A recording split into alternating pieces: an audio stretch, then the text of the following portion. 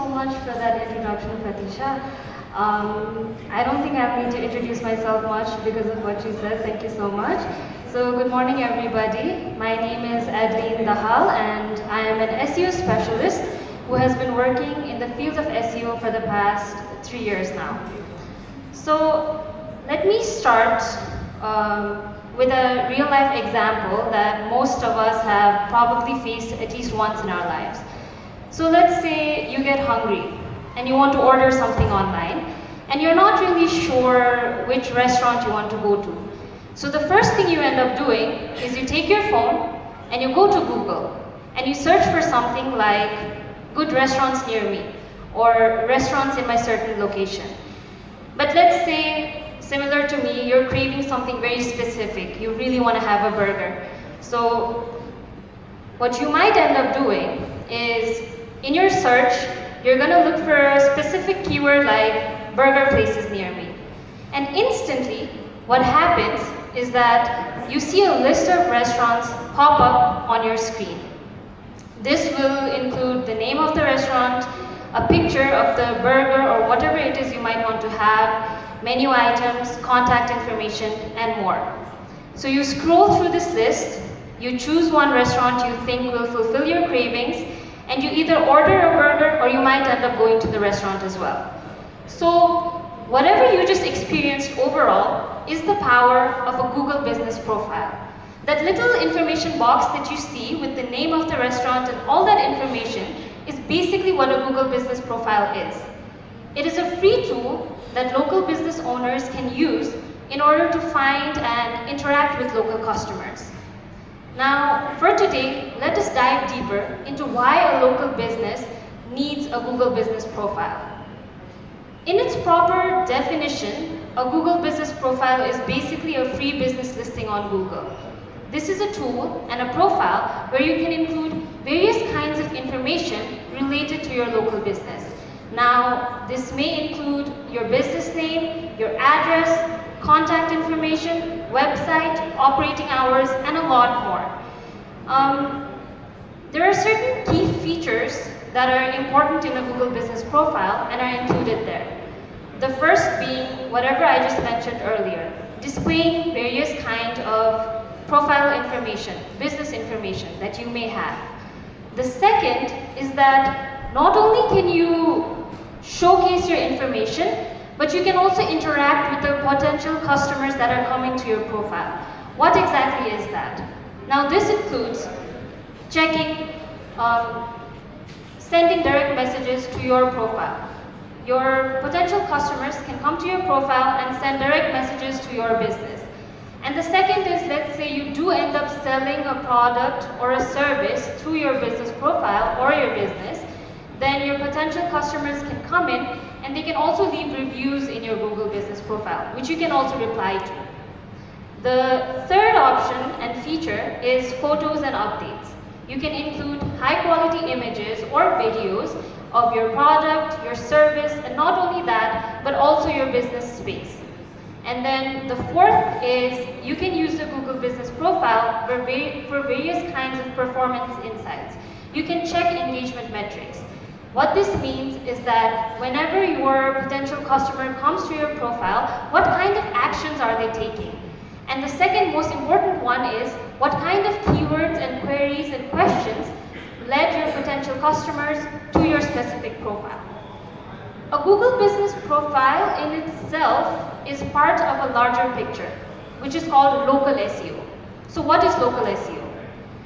This is a process of optimizing your local business for location-based search queries.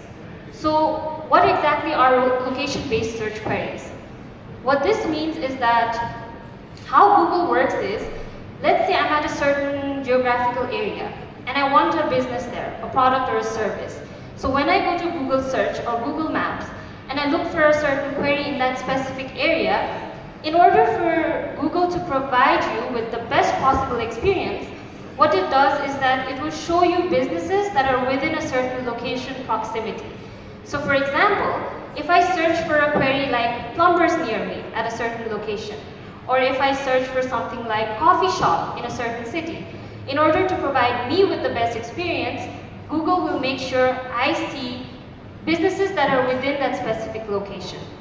Now let us look into some key stats related to local SEO. The first is 46% of all Google searches are local. Second being 97% of all people find out about local companies from Google more than anywhere else. And the third and the most compelling one is that 88% of all local searches can either turn into a phone call or a visit within 24 hours.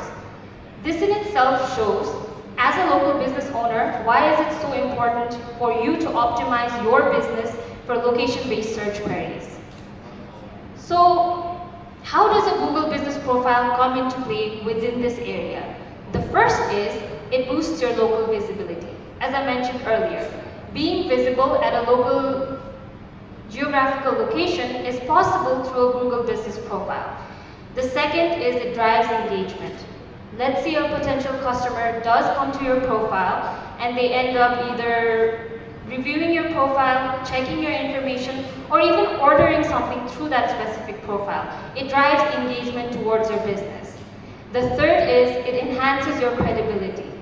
If you have an active profile where you are replying to your reviews, where you are including images, videos, updated images and videos, it increases your credibility by showing not only your potential customer, but also Google that you are an active business online. And the fourth is providing engagement metrics. As I mentioned earlier, you can check various kinds of performance insights through your Google business profile. Now, your business might not be the only one in your area. So let's say you are at a certain geographical location, you know you need a Google business profile, but there are other competitors that are also within that certain area that may be providing that same product or service. And let's say multiple competitors have a Google business profile. So how do you make sure that your business is the one that comes up above your competitors?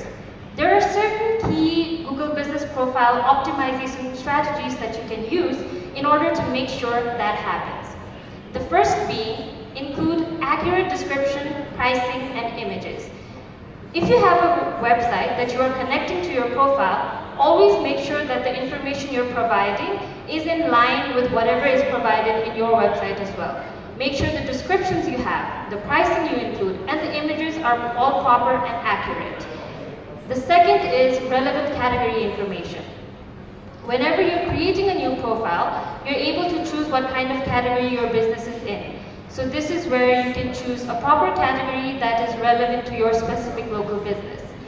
The third is including high quality images and videos of your product, service, the space, and more.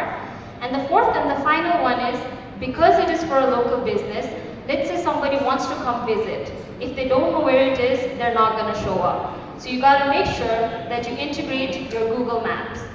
Now, to wrap things up, why does every business, local business, need a Google business profile? The first is it attracts more local customers, and we're actively searching for a product or service that is relevant for your business. And the second one, which is the best part, is it's a completely free tool. So as a local business owner, why not make use of this benefit that is completely free? So the next time you catch yourself asking the question, should I create a Google business profile? You're asking yourself the wrong question. The right question is, why haven't I created a Google business profile yet? Thank you.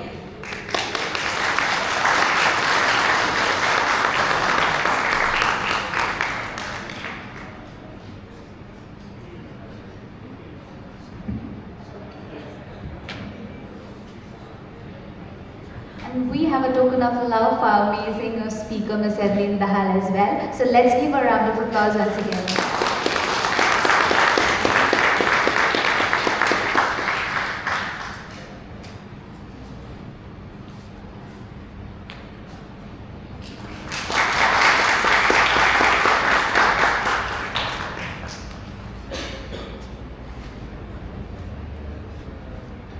Now it's time for our another lightning talk on the topic Invisible Influence of Design. And for that session,